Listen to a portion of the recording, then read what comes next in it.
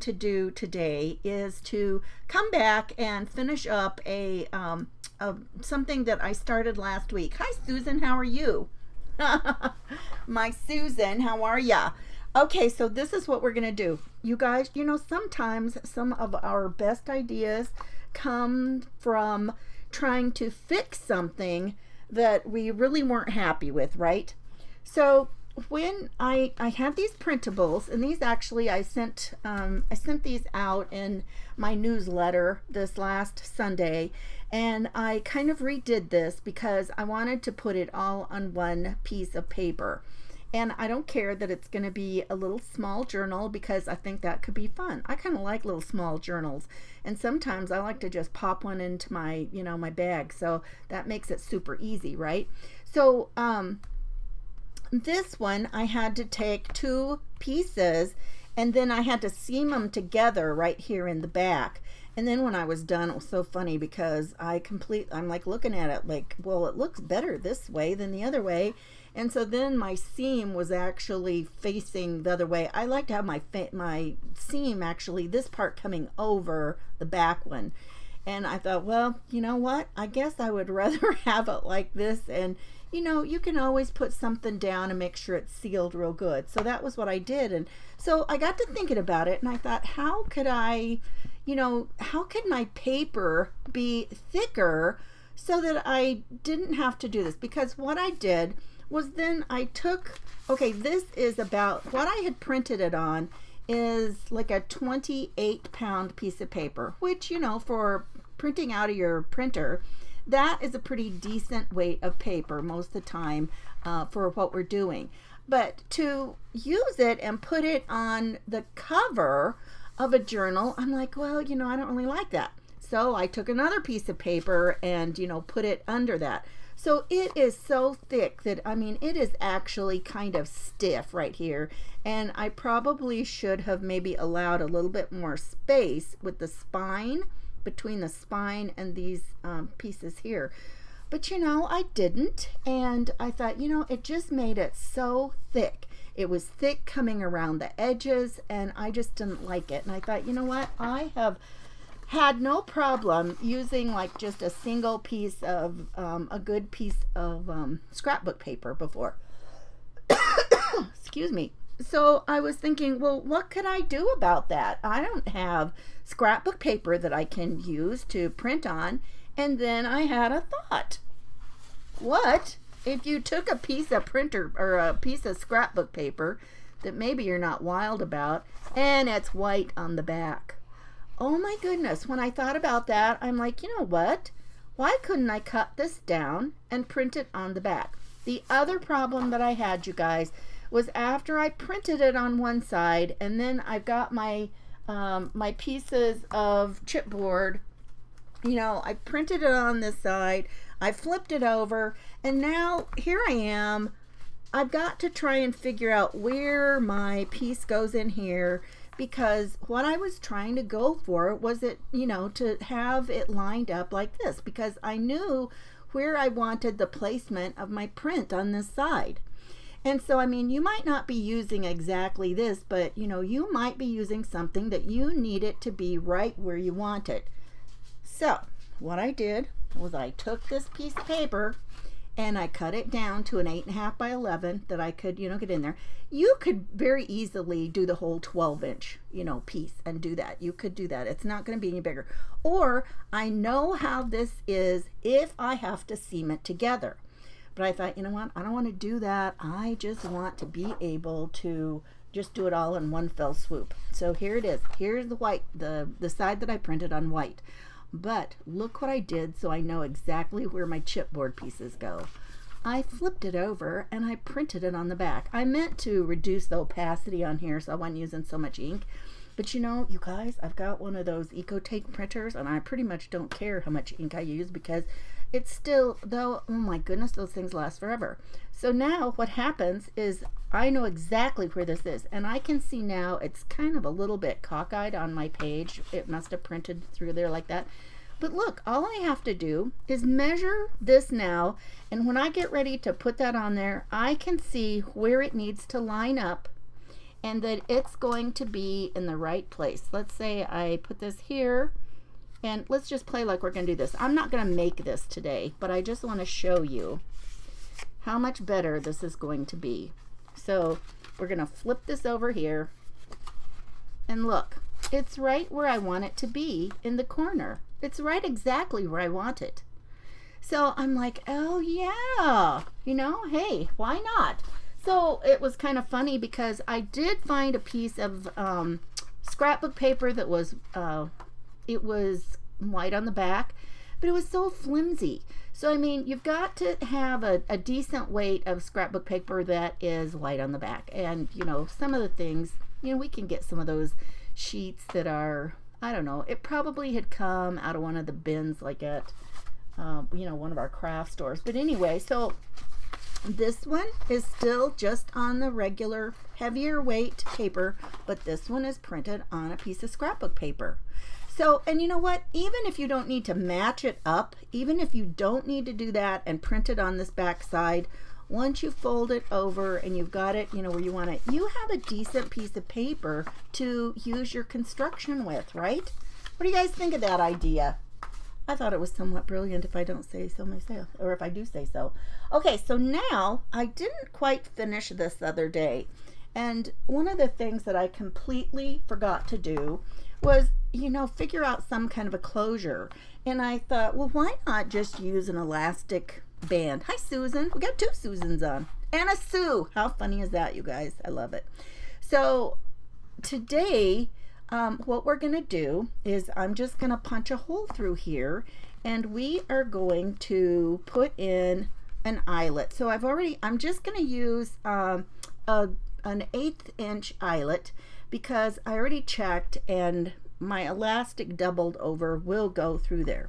So, you know, what I would suggest is doing all of this beforehand. You know, you get in some of these events and you're trying to, you know, scurry through. It makes it kind of crazy. I am going to kind of, let's try to find the middle here. Well, you know what? I'm just going to kind of, I know that looks goofy, but I have no idea where that's going to be. I need it to be kind of in the middle there of my thing. Now I've already got this set up. Nope, I don't. So this is my great big crocodile. And up here is where you set what size hole you want. So I just need the 1/8 of an inch. And then I have set my guide here already. So it will be about halfway down the book. And then I can just kind of see where I made that guide. Where did I make? There it is. You gotta be able to find your stuff, right? Oh, okay. So I've got, whoa, and it just pushed back. You know, I heard somebody say something about this the other day about putting like she was talking about putting a rubber band or something behind the guide so it didn't bump away. So that must be a real common problem, is that it kind of has a mind of its own. So hopefully this will be right where we want it. Okay. Yeah, that looks pretty good. Looks like it's pretty much in the middle.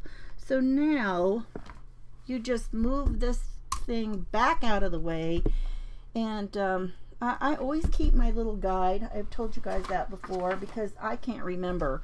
These little cube things twist around and they have letters on one of them and numbers on the other, and you have to know where you are putting those because it's a different size. Now this doesn't really match, but it's gonna be okay. And then your little part that comes down, you can see that little nub right there, that has to be at the top side of your eyelet. I gotta make sure those little cords are out of the way. And then you just kind of find it and kind of go down here. Can't hardly see that, you guys. Let me tip it a little bit so I can get it started. There we go. And then you just press it down, and it doesn't take much pressure at all, which is really a nice thing. And so now I'm just going to grab a little bit of elastic. This is such an easy way to make a closure, you guys. It just doesn't take you long at all. And so I'm just going to make sure that I've got enough to go around my book. And let's see. And it needs to be kind of tight, right? So I don't want to cut a great big tail off. And I'm going to just snip it off here. Well, I guess you got to take it out of the cover. You have to take it off the cover. Okay. Oh, thanks, Susan. I appreciate that. And so now I'm going to pull it, and I'm going to just kind of do an overhand knot here because I want it tight. And I hope this is going to be tight enough. Okay, so we're just going to make that. Pull it up a little bit. Let's see how that is. Yeah, at least it's not flinging way open. And as we put stuff in the little journal, it will be thicker anyway. And so now I'm just going to take the knotted end and I'm going to push it through here. Or I'm not, no, that is, no. I'm taking the end that isn't knotted. The knotted end is going to stay inside the book. And so it has to be doubled over. There we go. So that it'll catch where the knot is. And I can just trim that off a little bit more. So with the elastic binding, then your journal pieces, your little signatures that you've sewn together can go in here. And so now we've got this on here. And then I have these fun little things that I had picked up. I like to pick some of these up sometimes when I am at, well, these came from Dollar Tree. And I like them because I think they just add a little something something here. Let's see. Let's use something that's a little substantial looking. I'm just going to put some glue on it to make sure that it stays, right? What are you guys doing this weekend? What kind of weather have you got going on? It's kind of cooled down here a little bit. It's not quite as warm as it had been, so I'm just going to put this here. Whoops, oh my goodness. That really squished out of there. Let me see what I've got to clean that up a dab. Oh, wow. You know, it's going to, it'll dry clear, so I'm not too worried about it. I don't know why I keep coughing.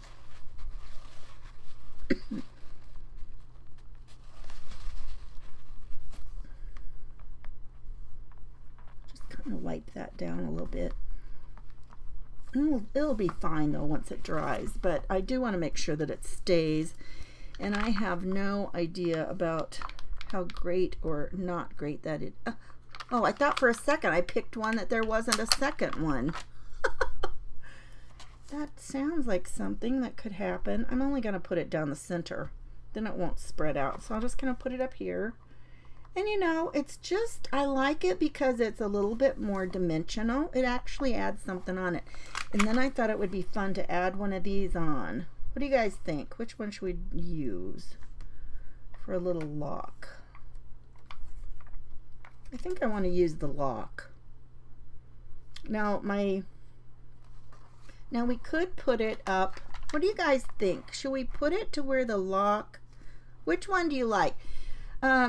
This one is more like a keyhole.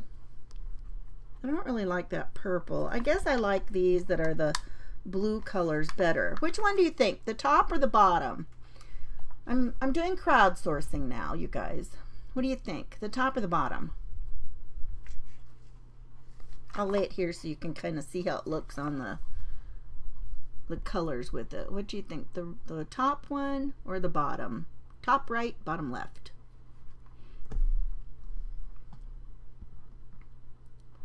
You guys, when we get done with this, that's all there is today. Hey, Deborah, how are you? I'm doing crowdsourcing right now. We're finishing up the book. So we're going to put one of these little locks here, over here on the side.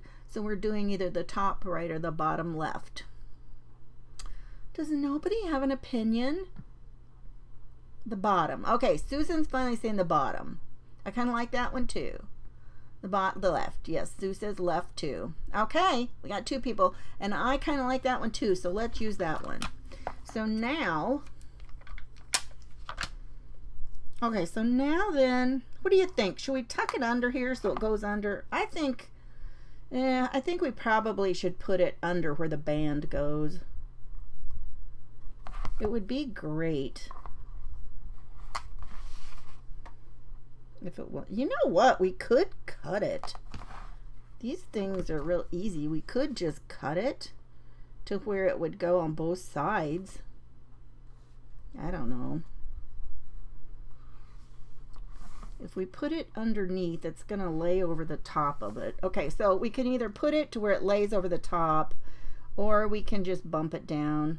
I think we should probably bump it down a little bit, although I wish it was right here. But this kind of makes it look like it fits right in through there. We'll just put it there. Put a little under the bands. Yep, I think so. I think that is going to be the way to go. So now I'm not going to put so much glue on here this time, you guys. Or certainly keep it away from the outer edge. And then we're just going to tuck it on here. Let me make sure that band is straight. And then that'll dry on there. And then with the part that's been printed, between the combination of what's printed and, well, that's not very straight. It doesn't really need to be straight. But I would like it straight. I took my craft knife to a different room. I just want it to twist a little bit. There we go. So now we've got a little bit more dimension. We've got this, and we could even take something and just kind of, you know, what am I trying to say? We could use a little ink along here. Ooh, I like that. Do we have some ink sitting here? I don't probably have something small enough, though. I'll have to do that off camera. I think it would be fun to just run a little bit of ink. I need like a little brush or something. Oh, that'd be great. I got brushes here, I think. But where is my brown? Where's my brown I use all the time, you guys? Well, I don't see it here. Usually I have it right handy. Well, I'll have to do that later. But it will really give it some depth, you know, because right now there's so much going on here. It is hard to see that this is actually some, you know, other dimension. So I'm just going to brush a little bit of ink around there to give it a little bit more color and depth. That is really annoying. Oh, wait. Here's one. This is gathered twig. I don't know if that's dark enough, but let's try. Let's just try it out. Let's see. Here, this brush is kind of, let's see if we can get a little bit on here.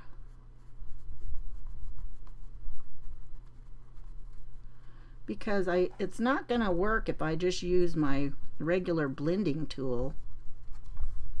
That's not dark enough. I actually think I've got a darker one in here. I've got one that's called ground espresso. Why do we want to call it espresso? That is not what it is. So let's try this dark color.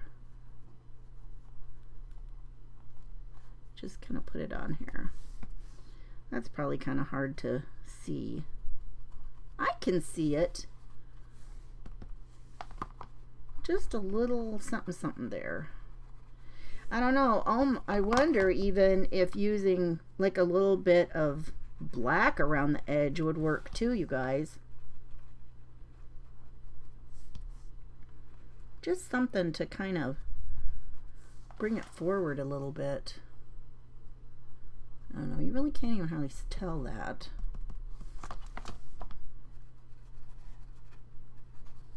I don't know. I don't have my black one sitting here handy, but I might do that later.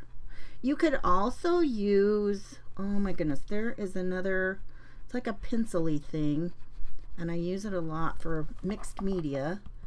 And for the life of me, I cannot think right now what it's called. Starts with an S. Stabilo? Is that what I'm thinking of? Stabilo pencil? And it's kind of, you know, you can use that on things like this. It's great to go around the edges of things. I kind of like that, putting a little bit more on it.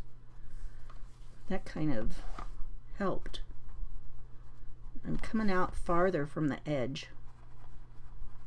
There, kind of like that. I don't know, it is hard to see on camera, but it really has given it a little bit more dimension.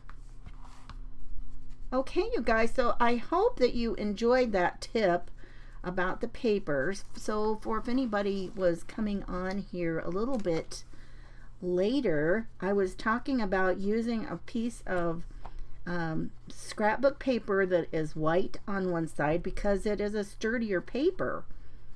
And so cutting it down to where it'll fit into your printer, and then you can print and have a heftier piece of paper that you might, you know, want to use for a project. So that was what we did to start out with. You guys, thanks for joining me today. I appreciate it. And that's it. I just wanted to do a quick little thing. I wanted to finish this up because it never got done, but I really wanted to give you that tip about, you know, what you could do to use the paper. So yeah, so here we go. This was just on our regular heavier printer paper, and this was on the back of a scrapbook paper that was white on the back side. And then because I needed to be able to say where I was, you know, putting this, I flipped it over and printed it on the back as well. You guys have a wonderful weekend. Thanks for hanging out with me for a little while to finish putting it together. Oh, this one, the little one, is that what you're talking about, Susan? Yeah, we can still do that one day. I think it would be fun to go ahead and do a small one. That'd be fun. Maybe we'll do that one next week. I only have one event that I'm in next week, so I always like it when I can just be on my own page and I don't have to fit everything into a certain time frame. So you guys, take care. Have a wonderful week, and I will see you next week. Bye-bye.